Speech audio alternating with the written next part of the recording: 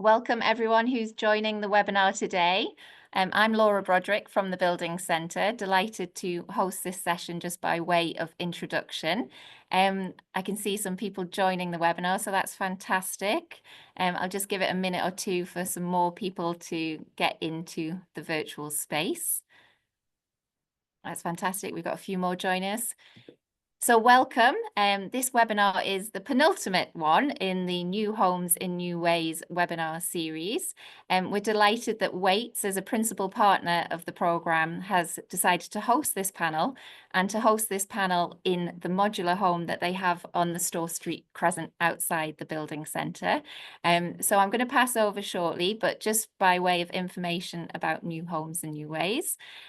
We've been delighted as the building centre to co-curate the exhibition that's finishing this week on Friday, and we've co-curated that with the Housing Festival, drawing on their social rent playbook and the work that they've been doing, and with the support of fantastic industry partners such as Waits. So Waits have the modular home on the Crescent, and they're going to be talking about modular housing and overcoming barriers and paving the way forward. So we'll be hearing from the panelists and their chairperson, Rumi Bose, today. The webinar format is about half an hour of conversation between the panel and then a Q&A slot of about 15 minutes. So we should be finished around 1:45 today. The webinar is being recorded and will be held on the Building Centre and the Housing Festival's YouTube channel afterwards. So if there's anything you want to refer back to or share with colleagues and contacts, you can do so in the next week or two once that's live as a recording. You pose your questions through a Q&A chat box, which you should see at the bottom of your Zoom screens. Rumi, who is our chair, she's an urban design and place shaping expert. She will handle that Q&A process with you, but you could start to look at the Q&A box and see how you might type your questions and put those to the panel later. The panel, I'm sure, will be introduced more expertly by Rumi, but we have Ed Rees from Waits in Wales and Dave Jacques from Cardiff Council speaking today. And once again, thank you to everyone. Thank you to Waits and for you, our attendees, for joining us today. I'm going to go off camera and off mic and hand over to Rumi now. So thank you, everyone. And yeah, look forward to the session. Bye. Thank you, Laura. Thanks very much, Laura, and welcome everyone. Really excited to start this conversation. So this webinar is going to focus on practical and positive. That's what we're here to talk about today. Practical application of modular housing in addressing the housing crisis that we are facing today, specifically around temporary accommodation needs. So we're going to be centering on lessons learned, and we're going to be hearing from some amazing, experienced professionals who've got some really good stories to tell. They're going to highlight for us some challenges that they faced, how those challenges were overcome, and the insights that they gained from this experience. So hopefully you, those of you attending, will really gain some insight and valuable knowledge from our experts here who've implemented these projects. So yes, with that, let's hear from our panelists. Ed. So I'm Edward Rees. I'm the regional MD down Cardiff in the southwest, and the client. Hi, Assistant Director of Development and Regeneration at Cardiff Council. Okay. Thank you so much. So let's kick off with you, Dave. So Cardiff Council declared a housing emergency a few years ago. Tell us what happened. What were the immediate challenges? What kind of kicked you into action? How did you? Yeah, it was kind of a perfect storm really of a number of events that caused the council to declare a housing crisis. So we did that in January 23. Coming out of the pandemic, we saw a huge spike in both family homelessness and single person homelessness that we haven't seen, numbers of which we haven't seen for a few years.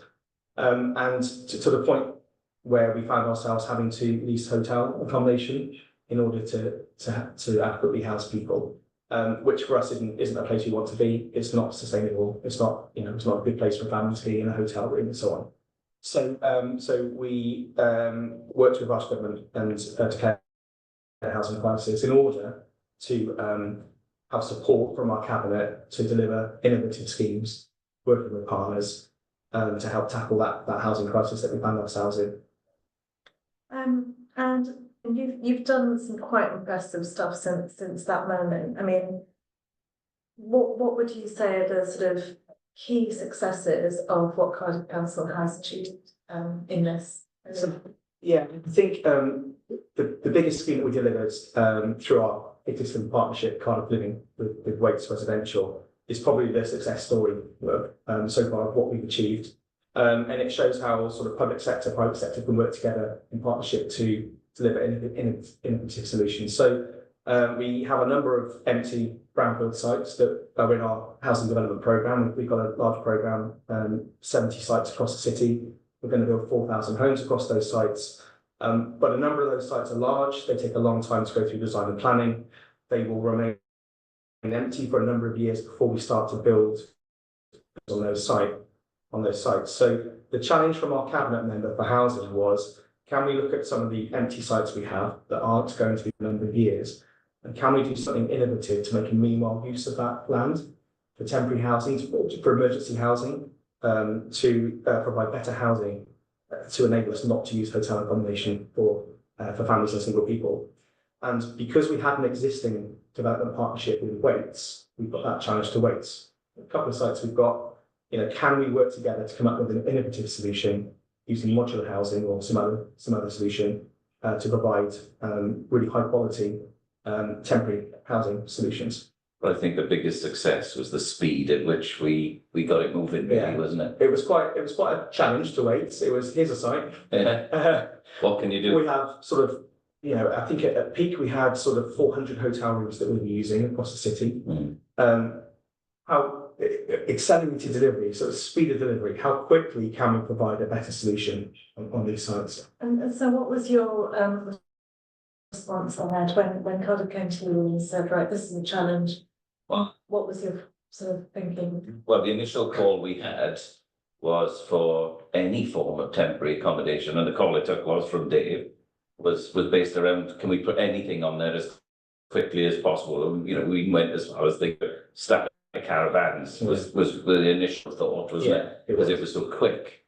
But when we sort of challenged our lodge, putting people in homes which weren't, say, space standards, didn't have the sprinklers that we've got in ours, they were building control regulated. So, we actually used the experience that we got off a previous permanent modular scheme we'd done in Croft Street. And we're using the same sort of structural model. We developed our own product. Yeah, and because the housing crisis was not unique to Cardiff, we have this issue across Wales. Welsh Government brought out a grant fund to help subsidise what was called transitional accommodation. So transitional accommodation capital programme, TACP funding. Yeah. And in order to help access that fund, obviously you need to meet certain standards. And they really pushed the standards, didn't they, for what they would fund. So that led us really to think more about using modular housing that we had really good experience of. We've used it before, really successful schemes that we delivered, but not on this scale. Yeah. So there's a lot of challenge, a lot of risk. Really had to work with trusted partners if we were going to make this a success. So this is a the site used 23 acres, very large site. 6 modular homes on that site, which is a huge project. Yeah. Well, that was probably our biggest, earliest challenge, wasn't it? Because we had the phone call end of August time in 22. We had the designs done around October. Yeah. And then when we went for Welsh Government funding, obviously another tier of stakeholders got added in and another level of compliance to achieve the funding requirements. Yeah. But as soon as we got those stakeholders, again, it just ramped up again. So we were on site by January. So, I mean, that's incredible. I mean, that sort of scale, first of all, you talk about 23 hectares, 150 odd homes. That's not a small site. No.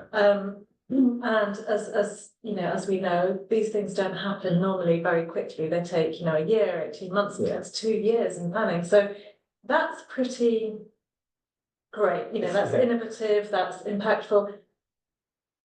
we were talking about this earlier, where did the push come from? Because quite an ex-local authority officer, so, you know, I have huge amount of respect for, you know, fellow officers, and the skill and the talent and the time that goes into all of this thinking. However, it is often sticky and bureaucratic and sort of process heavy and planning, you know.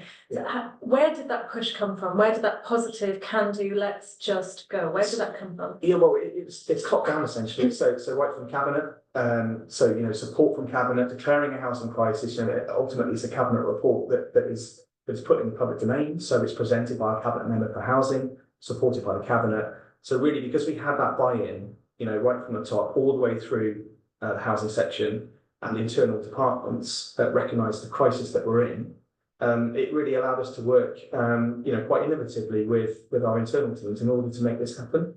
There was really good working relationships already in place with Waits, but really we had buy-in from a number of internal teams, planning through to highways to drainage, placemaking. Yeah, so and because we declared a housing crisis. So there were emergency powers around procurement we're looking at in order to award a contract to Waits to do this project. But actually the biggest thing for us was the permitted development rights. So as a local authority, we could trigger permitted development rights, work with our planning team in order to use those rights. And that allowed us to make a start on site without having formal planning consent in place. And of course, the whole sort of the basis of the project is to deliver quality accommodation as quickly as we can. So if you wanted to run a planning process for a site as large as the gasworks site in Cardiff, I mean, you're looking at 18 months probably before we get a planning consent, probably another year before we make a start on site because of all the sectional agreements that we need to go through. Never mind all the contractual negotiations around price and stuff. Yeah.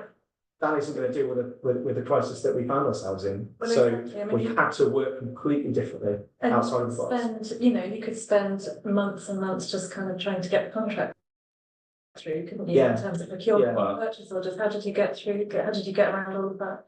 Even that was very quickly resolved. We did a head of terms document really in terms of possibilities. Yeah. You know, things which how the scheme going forward. We started actioning it as soon as you rang, really, wasn't it? And we got a purchase order, simple purchase order, got us moving. Yeah, don't forget, coming from a place where we've been in partnership with Waits, well, since 2015. So we had a really good working relationship. We delivered a lot of projects together, and that helps with the cabinet approval process that we went through. The fact that we have got an existing partnership that is delivering at scale. Yeah. So there's all of that learning and partnership being developed already. So you know there's trust between the council and the partner, which is great. So we started from a good base point, but also we delivered a number of modular projects. So we had a number of suppliers we'd already worked with. We know the modular systems that we were looking at. Yeah. You know, our maintenance teams understand them, but we had a really good concept of price point as well around that because you know two of them already we'd worked with previously. Third modular contractor we haven't, but we did a lot of due diligence. Yeah. And it was important to have a scheme of what we wanted to deliver, starting on site, actually handing over a lot to do that within 12 months, which is it was.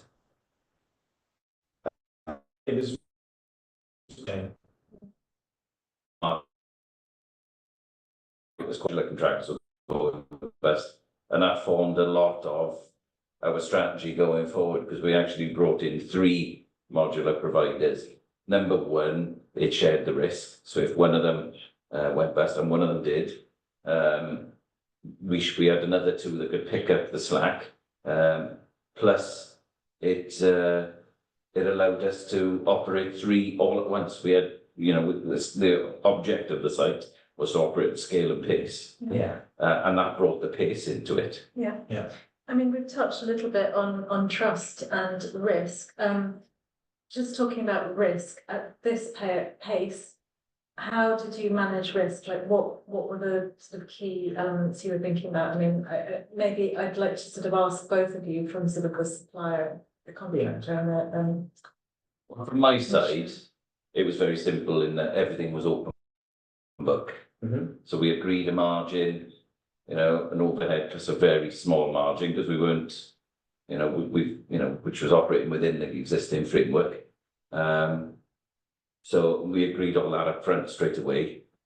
And then the rest then was open book and remeasurable. So it was obviously we're operating outside of what we traditional contract, so we had to work differently. There's a lot of risk on us as a local authority. There's a lot of provisional sums in there, but we had to take that risk, and it's mitigated. Measured. Waits did work up a high level cost plan, gave us some reassurance around what we thought the contract sum was going to be, to the point where we felt that we could take that risk on. But like Ed said, we do operate open book. We see all the subcontracting pricing. We've got fixed margins there, so we know what we need to make overheads and profit margin. But it was a lot of risk on us operating in a different type of model to what we're used to. But if we didn't take that risk, we would never have completed the project. And I think we aimed for 12 months, and I think we did it within 14. So that's pretty impressive. And we were within a few percent of the original contract sum, at the end of the project as well. So. And we were dealing with a highly contaminated site at Very the time, difficult wasn't site, which is the reason why that site in the LDP should deliver around 500 homes. So we delivered 150 purely because we didn't want to go into the ground. Ground conditions were pretty poor, so they were sort of single-story bungalow type modular homes. To help mitigate the risk of ground. Obviously, a lot of the risk is in unknown ground conditions and so on. Yeah, the potential for the units that we actually put in could go up to 3-4 story. Right. But because the ground was so highly contaminated, it was a balanced risk of cost versus benefit of, if we went higher, we'd have to go lower. So it was a case of building up to keep the costs down, because we didn't take any contaminated material off site. And we mitigated, and we decided on that risk fairly early on in terms of risk sharing. And then we have to manage risk around planning. So although we use permitted development rights, it only allows us 12 months of use of that site. So we knew that we would have to do a retrospective planning for a longer term, meanwhile use 5 years. So we're going through that process now. So we knew that although we were operating outside of normal planning, we still had to work closely with our internal teams, placemaking, planning, drainage and highways, in order to make sure what we were designing, delivering, would actually be suitable to design to a good standard to enable us to get the longer term planning that we need. Ultimately, the units will move. So it's never designed as a permanent scheme, although the units are permanent and they're to permanent housing standards.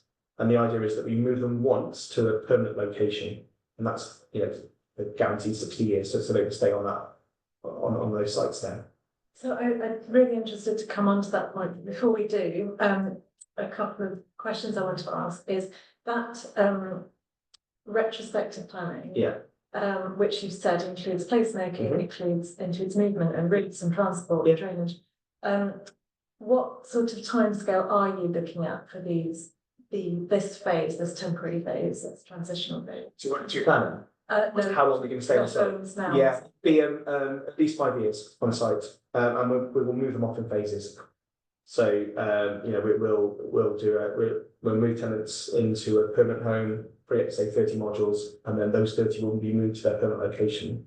Build out a permanent phase of the scheme, potentially move people into that permanent phase, and then working phases. Retrospective planning are the essential sort of things that are needed to make good places work, like the infrastructure, the play spaces, all they need to be in place, don't they? That's right. Very well these there. Step outside, and often these are vulnerable people.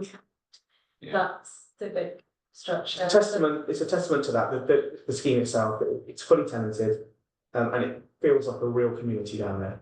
It's lovely when you walk through the site and you see kids coming home from school, obviously going to local schools and whatnot, and playing out on the street and stuff. So there is a real sense of community down there. to the point where it's actually quite hard to move tenants on into a permanent home because they're quite comfortable and made friends and so on, and quite happy with it. But it was never designed as a temporary scheme, was it? No. The layouts, everything was. Parking, access through the site, the open space that's on site as well, the landscaping, it does feel like a permanent development. So can you elaborate on that? It wasn't designed as a temporary, Well, we treated it like it was a permanent scheme. Yeah. So we placemaking, we looked at open air, public open space. We looked at where the community was provision that we made. Access, how we actually dismantle the site afterwards. So because of the amount of craneage, the logistics required, the route of how to dismantle later on, all that was considered and planned right in the early phase. so it's almost like you design the framework quickly, and now with retrospective planning application, those things can sort of. Yeah, should be a smoother process through, yeah, that's right, yeah. And I was going to ask you, Ed, I mean, how do you balance this pace with sort of good, robust quality products? How does that work? A lot of it is done off site. So all this, everything that was done on site was just groundworks and infrastructure. The units themselves, a lot of them were self-enclosed. So the 2 bedrooms were all one box. When we had the 3-bedders introduced, we looked and we analysed to the minutiae of how we minimise the zip up. And we got the zip up, which is the bit where you join the 2 units together. That we minimised that down to a point of about 3 hours work. So we minimised the amount where it was exposed to any inclement weather. And they come fully wrapped anyway. So if it was raining, we just left them wrapped. And then we waited until there was a dry spell and then zipped up as close as we can. But we are talking about 3-inch strip, a flooring that was missing, and then you plastered in the walls. But the quality, it is a Cardiff specification apartment in a modular unit. Yeah. You would walk in and it's a bit like this. You would walk in and you would not know you were in a modular unit. It was kitchens, bathrooms, flooring, yeah, all to the same standard, EPCA, yeah. so achieving the Welsh Government design quality requirements. So they are essentially permanent homes. We might be using them on an email use on a temporary basis, but ultimately, when they get moved to their permanent location, they are permanent homes, and they all meet all the permanent home. Well, they're fully sprinkled. They've even got air source heat pumps. Yeah. These are, and as you said, instantly at home. I mean, I should have mentioned at the beginning, for those of you who aren't aware, we are sitting in a Waits roll-along modular unit. It's very comfortable. I quite would like to kind of have a little nap in the bedroom, but it doesn't, as you say, it doesn't feel like a prefab or modular. It feels like a really nice. Yeah, that's why I said it. Our starting point was from a really good starting point, having already delivered modular housing, quite a large number of modular homes, and having a really positive experience of modular housing in the way it can accelerate delivery. So, we did a scheme with a company called At Home and Waits, only a terrace of 9 2-bed homes, but that was a really positive experience of modular on the right site can significantly accelerate delivery whilst delivering high quality permanent homes. You wouldn't really know any difference between that house and a traditional build, albeit we delivered it in half the time. Yeah. Well, you look at that site, and it was in a real dense housing area, little patch of land that if we'd have built traditionally, we'd have been there 52 weeks. Yeah. The fit of materials coming in down, narrow residential streets, but we delivered it all within 5 days, and we didn't receive a single complaint. And something like the dust gone. There was no dust issues. There were no new. So it's no parking. 6 months, wasn't it? But obviously we're managing a lot less work on site. So groundworks happening on site, floor slabbing, utilities ready, whilst the homes are being built in completely off site in a factory. Yeah. 2 halves, wasn't it? And then, like you say, craned in over 5 days. ground floor, first floor, and then zipped up. And for us, it's a really positive experience of modular being done right. Yeah.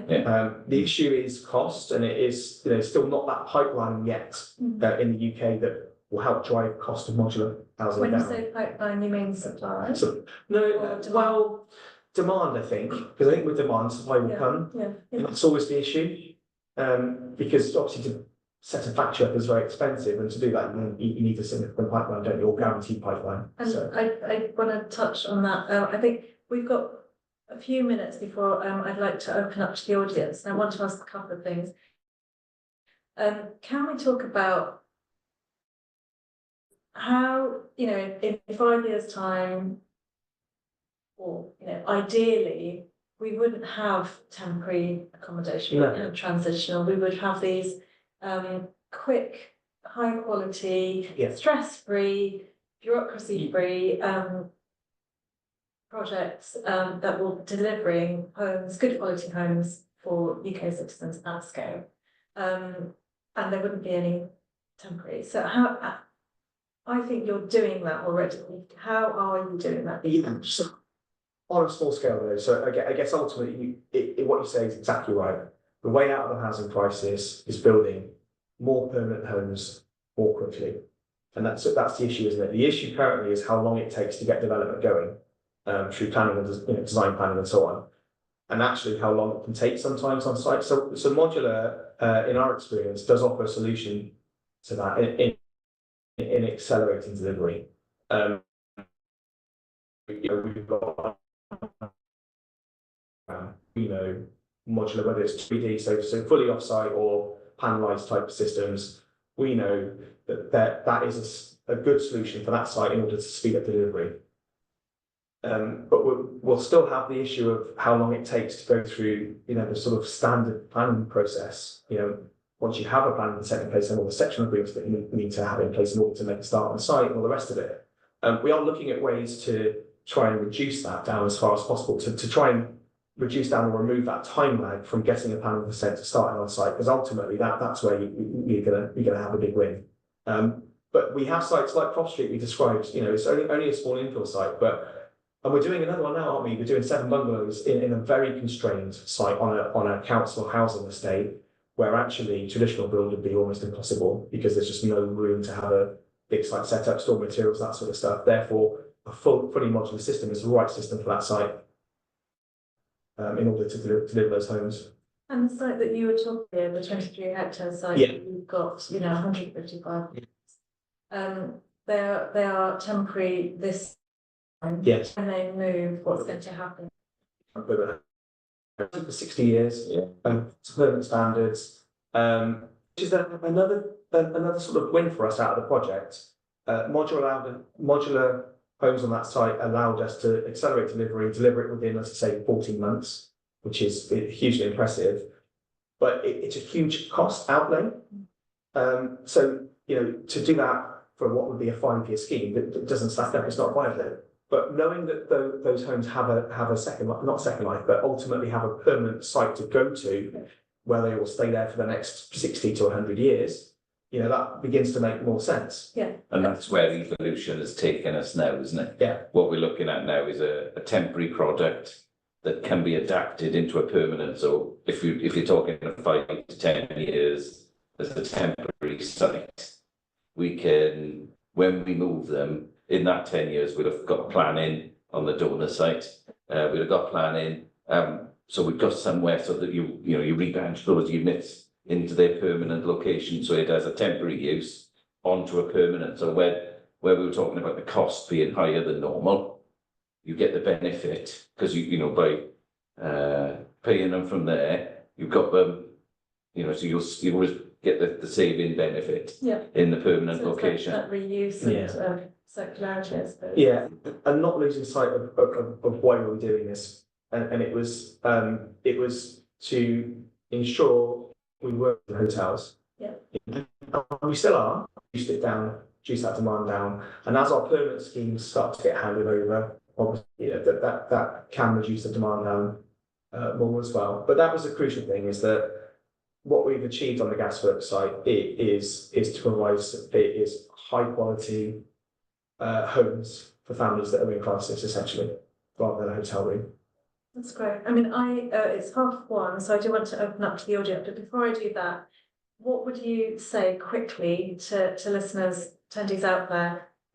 How would you debunk any myths or risks or sort of feelings of, you know, hesitation around whether it's finance, the politics, the system, any words of encouragement for people to join the party? Oh, I think just come and see it. Yeah. Come and see it and touch it, you know, because people visit, we've had a lot of visitors and we, you know, from England, The UK, yeah. all over the UK.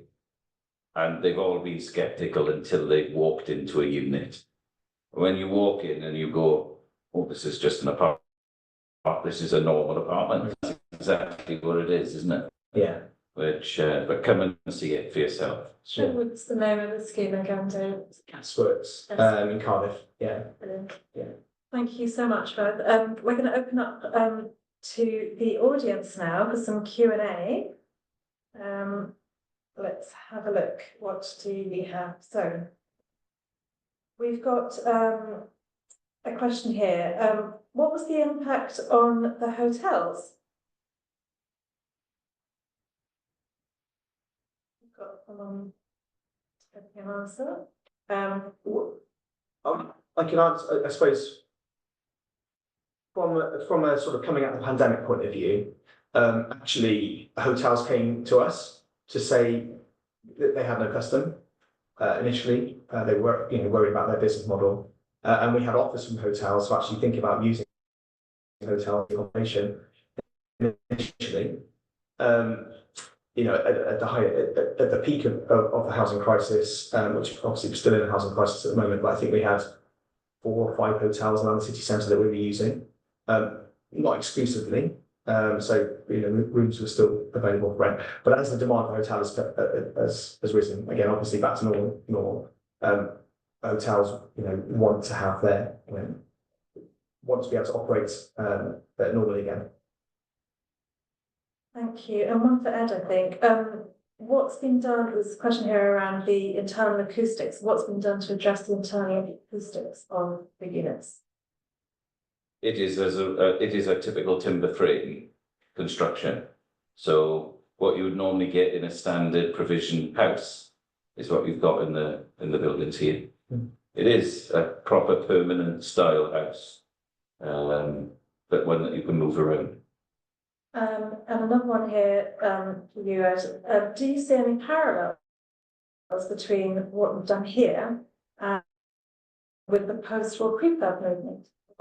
We are poles apart. Mm. It doesn't even compare, and that's the jaundice we face. Yeah. Is people when you say prefabricated home, they think of plated iron sheets, and it is so far away from that. You know, these are 60-year lifespan both, plus you can get a mortgage on these homes. You know, they are fully structural warranty, you know, which you know, the building reg compliance. In fact, they're enhanced. They got solar panels on the roof. They've got air source heat pumps. You know, they've got intelligent heating systems which heat you, not the space. Mm. You know, these are you know, you go into the bathroom. It's got a fantastic, like Croft Street. I would have that as my bathroom in my house. Mm-hmm. It is fantastic. The standard, the quality of design is second, and it bears absolutely no resemblance to post-war prefabs at all. And I think a lot of the post-war prefabs, not all of them, but a lot of them weren't intended to be long-term. Yeah. It was short-term fix to a housing crisis. Now we have a housing crisis, but we're not looking for a short-term fix, we're looking for a long-term fix. And like Ed said, these are built to permanent home standards. You wouldn't know the difference between that and a timber frame house. Yeah. And Cross Street, I think I'd like to add, is the only scheme so far where we've actually had emails and comments from residents living on the street thanking us for the development. Normally it's the other way around. Yes. So, you know, they say these homes have lifted our street. You know, But we've even won an award. You know, we've had RIBA award. So these aren't temporary homes with poor design. These are RIBA winning design teams. It is now more looked at a way to accelerate delivery of permanent homes. Yeah. Well, that's what we want. Mm. Just conscious of time, we've got quite a few questions. It'd be good to just get through them all. So quick fire answers. A key one here, did it result in a cost saving compared to the cost of hotel expenditure? Yes. It's quick. What certification did the modular units have? Were they 3D volumetric, 90% B? The full site, all the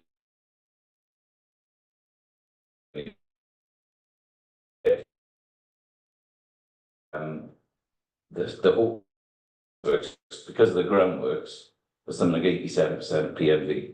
But there, you know, a lot of that was the trenching for all the services going to the. They're fully they're signed off by building regs. Yes. So you've got BOPAS on them as well. Yeah, and we got the ICW structural warranty. And they're fully building reg compliant. It is the standard house. It's what you'd expect from a house builder. Another one here, just talking about the relocation. So how many times will each unit be relocated? And a sort of sub-question, what substructure and utilities cost are incurred each time? So that is the cost of relocation. You know, that there is some sacrificial cost in the site itself to some degree, although bringing the utilities into site and sorting drainage solutions out will benefit the longer term redevelopment of the gasworks site. There is obviously cost in moving them, but they will be moved to permanent. We only want to move them once to a permanent site. Right. Thank you. Another one here, multi-story versus single-story cost differential. Oh, well, the higher you go, the greater the efficiency. Yeah. Well, in fact, we're looking at obviously following from the gasworks site, we wanted to do more.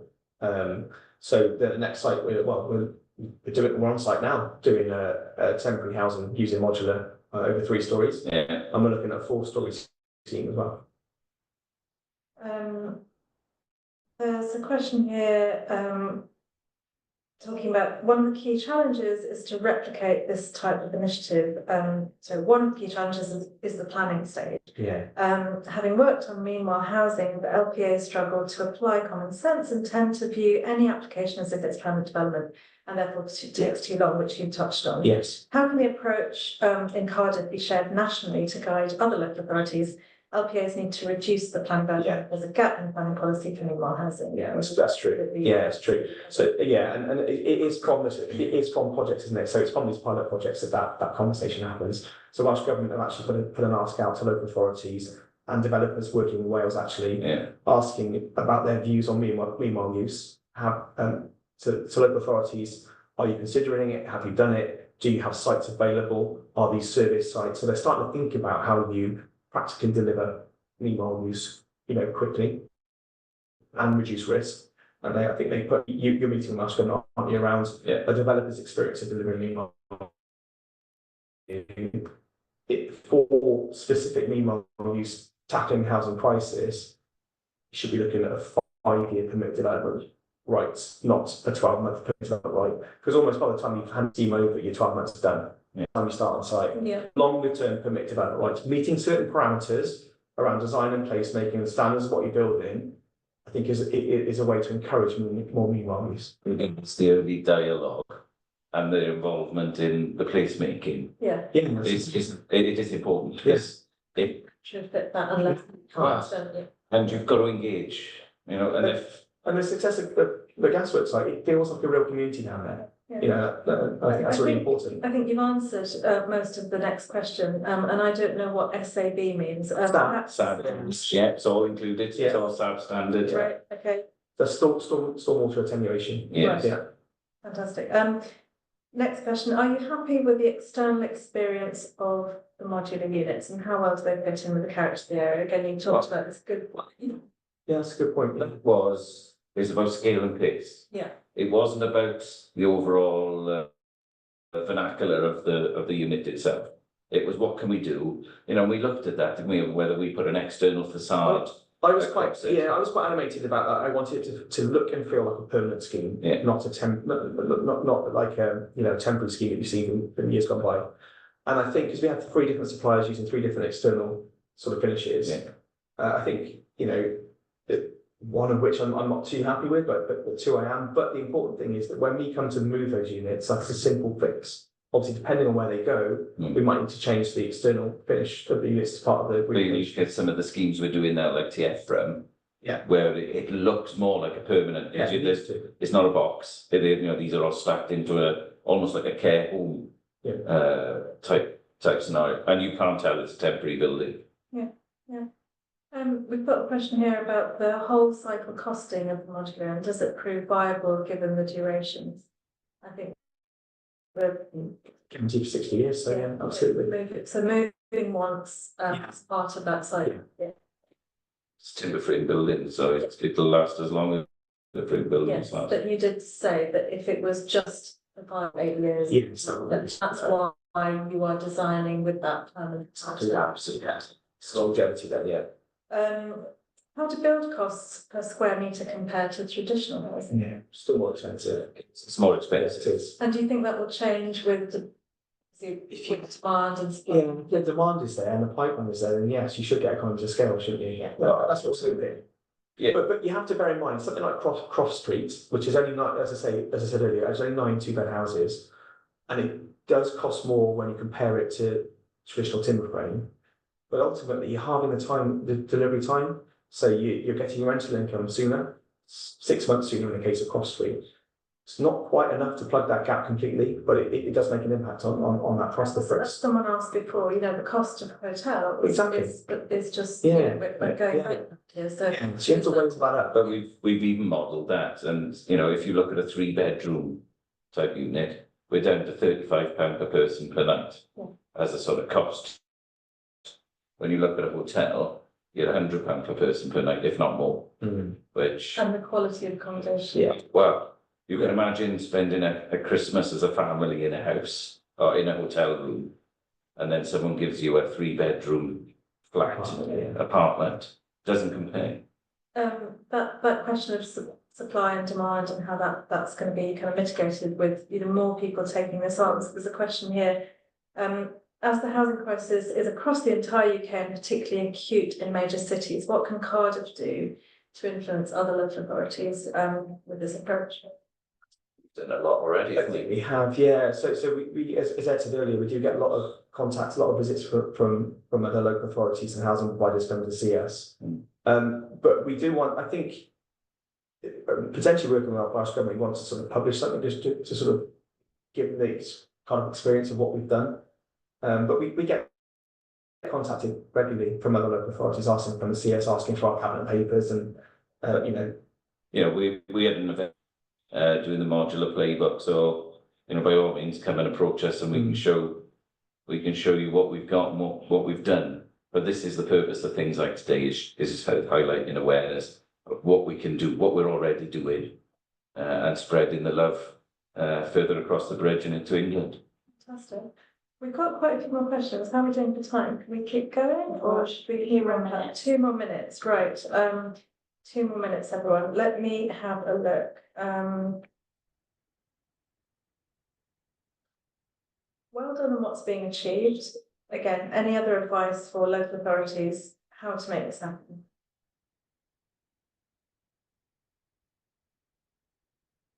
Give us a ring. Essentially, right? It takes momentum. Yeah. You've got to start the momentum. You've got to start the ball rolling. And if that is some, I'll talk to Dave, come and see Dave's Cardiff. Yeah. And that back to your cabinet. And as Dave, as Cardiff did, they declared the house. And it was just. And just Yeah. the move thing. And it's luckily for us, we're in the existing partnership. So a lot of the issues that local authorities have around procurement rules, although when you declare something like a housing crisis, it can trigger emergency powers. But even emergency powers around procurement, there's issues in using them, and risk. But because we were in an existing partnership with a developing partner like Waits, luckily for us, that was the case, and we were able to then work directly with you. Add a site into the partnership and work to get it moving quickly. Yeah. There's one last one that I'm gonna, well, maybe a couple of super quick ones, please. Okay. Talk about the Welsh government funding you mentioned. Yes. Is there such funding for England? I think we've got Homes England coming to see us now in They're doing that. April. I think, you know, if there's call for it, it will happen. Yeah. I think, you know, they've been, I think they're looking at it already. absolutely. Yeah. And the last question, I'm afraid, I'm not going to be able to take all of them, but a question around who are the modular providers that you're working with currently? Are you allowed to? Well, and say we've evolved our own framework of suppliers. We've got the likes of Roll along here. We've used At Home, BT Passive and Daiwa, which, you know, been different. But the, you know, the standards that you're getting, you will be impressed with. Yeah. You know, none of the units feel like a temporary home. Fantastic. Thank you so much, Ed, and thank you, Dave, as well. I mean, we've covered quite a lot in the short time that we've had together, but it's just, I think the key messages that I've heard are just about going.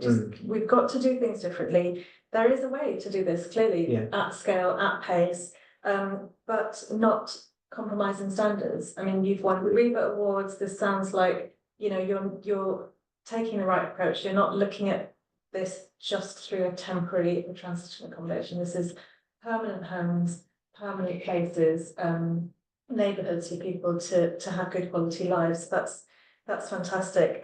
Talking about sharing the risk, being very open, but being grown up, sort of mature partners, working together and sort of achieving that collective impact. So well done, and thank you so much for sharing your positive collaboration stories. Thank you. And just to wrap up, thank you to everybody today for attending, and then thank you to Waits for organising this fantastic panel with Rumi, Ed and Dave.